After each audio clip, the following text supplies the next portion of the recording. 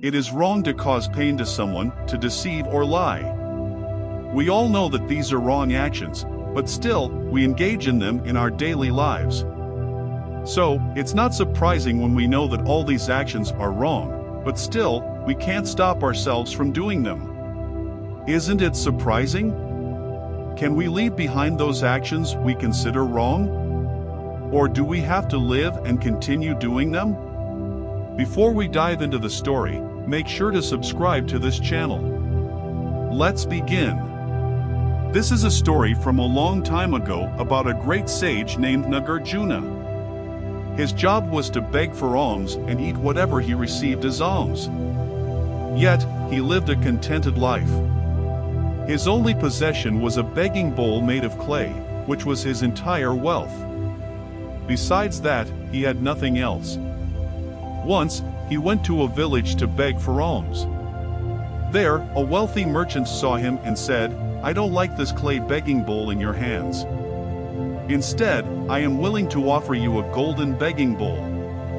If an ordinary sage was in his place, he would say, "How can I touch gold? I would get impure. There is no relation between a sage and gold. All these are symptoms of an illiterate person." But a wise person knows that there is no difference between a begging bowl made of clay and one made of gold. Nagarjuna replied, "Brother, I just need to beg for alms to eat. If giving a golden bowl brings you happiness, then I will accept it."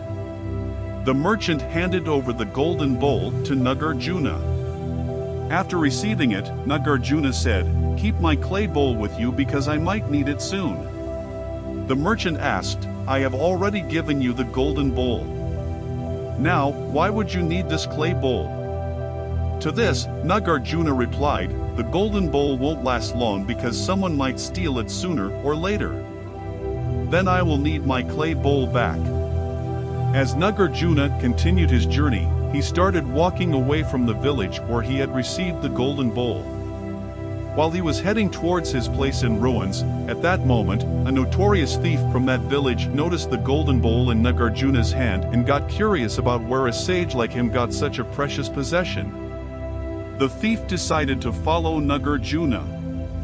Nagarjuna had sensed that someone was following him. However, without saying a word, Nagarjuna returns to the same cave where he had camped before.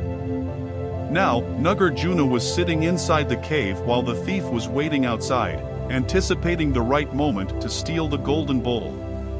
It was a hot afternoon with the sun shining brightly. Nagarjuna thought to himself, "Why am I waiting for that thief to steal the golden bowl? Why should I make him sit in the scorching sun for so long? I should just offer him the bowl myself, and in doing so, I will also earn the merit of giving alms." With this thought, Nagarjuna throws his golden begging bowl outside the cave. The thief is astonished to see the sage giving away a golden bowl, but already he was curious to know how the sage got such a precious possession. He thought, "The sage doesn't care about the thing for which I am longing so much. Even if I take this bowl, what will be my achievement in this?"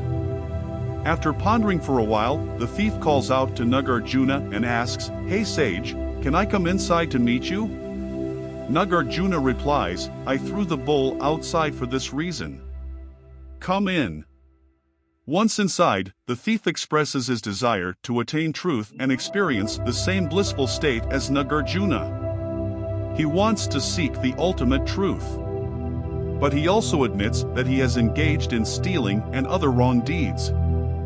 He says earlier he had gone to many sages, but they asked him to stop being a thief first. And he asks Nagarjuna, wondering if there is any possibility for a person like him to attain truth. Nagarjuna responds, "First, listen carefully.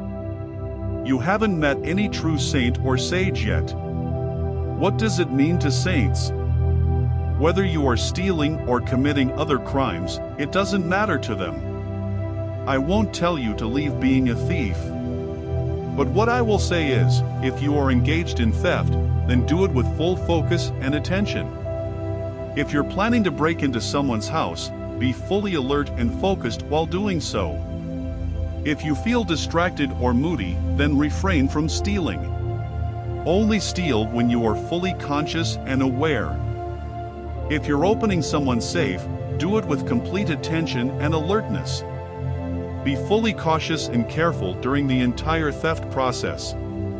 When you're opening the safe, your mindset should also be focused on that task, not thinking about running here and there.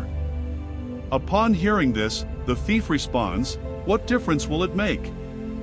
The saint says, "Try it yourself. If you succeed, come to me and let me know." The thief starts laughing and says, "It seems like you're describing your expertise in stealing. You're sharing new ways of theft so that one can become a skilled thief. Well, if nothing else, at least I can get some lessons in stealing and leave from here." After 8 days, the thief returns and says, "You deceived me. As soon as I tried to move forward for the theft, it felt like my steps were stumbling. When I attempted to break into the house and also open the safe, but till that time I was in an unconscious state. But when I opened the safe I suddenly remembered that I have to rob while being completely conscious. And when I became completely conscious, all the ornaments and jewelry were in front of me, but I couldn't pick it up. Everyone in the house was sleeping, but I was awake. That's when I realized that stealing wasn't happening when others were sleeping, it was happening because I was sleeping." That thief may have learned his lesson, but what lesson do we get? What teachings do we receive? Friends, there is nothing in this life to do anything else. Just unite your focus in your actions. When everything is immersed in mindfulness, desires vanish on their own, and whatever happens, it happens naturally. There's no purpose in what kind of work you do, whether you are a tailor, a weaver, or a butcher. There's no purpose in it. Just start doing it with consciousness, fully aware, and with complete attention. Merge your actions with mindfulness. And with this revolution, when we ignite the knowledge, then we will attain victory. If we achieve the realization of the soul, everything else becomes accessible afterward. All that has been said by religions, saints, and incarnations becomes accessible through that single point. It's not about changing behavior, it's about awakening and conquering the center. Changing from above, it's never permanent. It's about transformation. Change is necessary, and it will happen when you start working on it and its realization, which we call consciousness or the soul. Then you will understand what is immortal and everlasting, as our scriptures teach us. So, we conclude this discourse here.